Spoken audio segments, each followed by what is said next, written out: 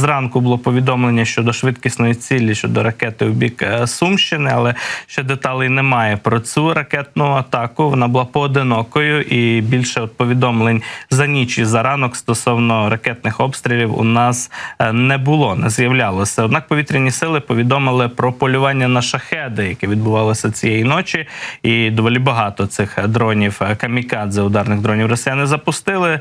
Йде мова про 13 збитих шахедів із 14, якщо якраз орієнтуватися уже на зведені дані і на звіт від наших повітряних сил, від командувача повітряних сил генерал-лейтенанта Миколи Олещука, який опублікував і прокоментував ситуацію за ніч станом якраз на ранок 29 травня в Україні. Тож окупанти запускали ці шахеди якраз із району Приморсько-Ахтарська на території Росії, Краснодарського краю. До відбиття цього нападу противника, повітряного нападу, залучали, як це зазвичай відбувається, винищувальну авіацію, зенітні ракетні підрозділи повітряних сил, мобільні вогневі групи Сил оборони і підрозділи РЕБ, радіоелектронної боротьби. І як наслідок вдалося збити 13 шахедів із 14 в Миколаївській, Кіровоградській і навіть Рівненській областях, куди окремі російські дрони таки долетіли і дісталися. Летіли вони, як вже було згадано, через південь країни, і росіяни їх із Краснодарського краю запускали. Ну і ще стосовно нашого півдня є одне повідомлення стосовно вчорашньої ракетної атаки. Зокрема, прокуратура Одеської області коротко повідомила про те, що розслідує і фіксує наслідки якраз ракетного удару по припортовій інфраструктурі Одещини. 28 травня росіяни посеред дня фактично завдали удару ракетою по припортовій інфраструктурі міста Одеси.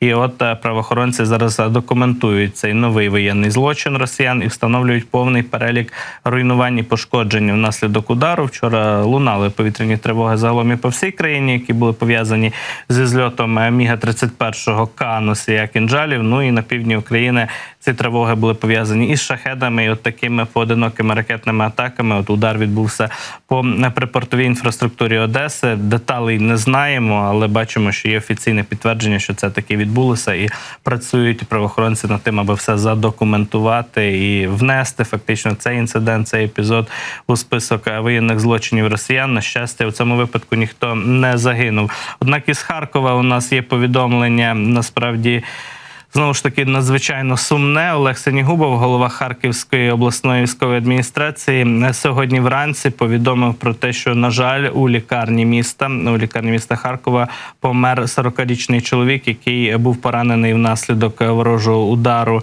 коригованими боєприпасами росіян по епіцентру, по гіпермаркету «Епіцентр». Чоловік цей перебував в опіковій реанімації. Він отримав під час пожежі в цьому гіпермаркеті опіки, які сягали понад 50% шкіри тіла. І не вижив. На жаль, цей чоловік після таких тяжких поранень не вижив у лікарні Харкова. Ми бачимо якраз ці жахливі кадри із якраз району влучань російських, фактично таких бомб керованих. Це такі своєрідні боєприпаси із модулем коригування по цілях. І от росіяни з допомогою дрона-навідника навели прицільно якраз цей удар по гіпермаркету «Епіцентр». В той же день були обстріляні також і житлові квартали Харкова. 3 великі атаки Харків пережив за 25 травня.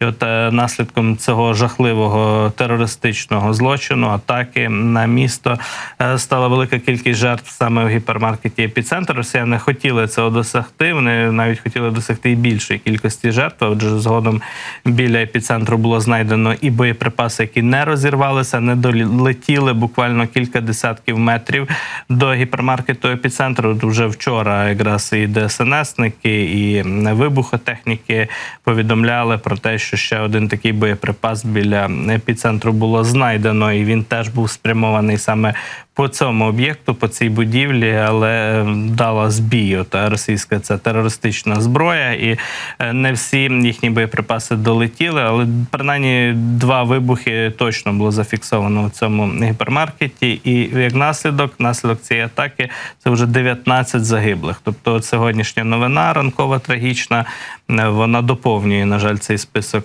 жертв, збільшує його, і вже можна говорити про 19 загиблих внаслідок цієї страшної атаки, злочинної атаки росіян по епіцентру у Харкові.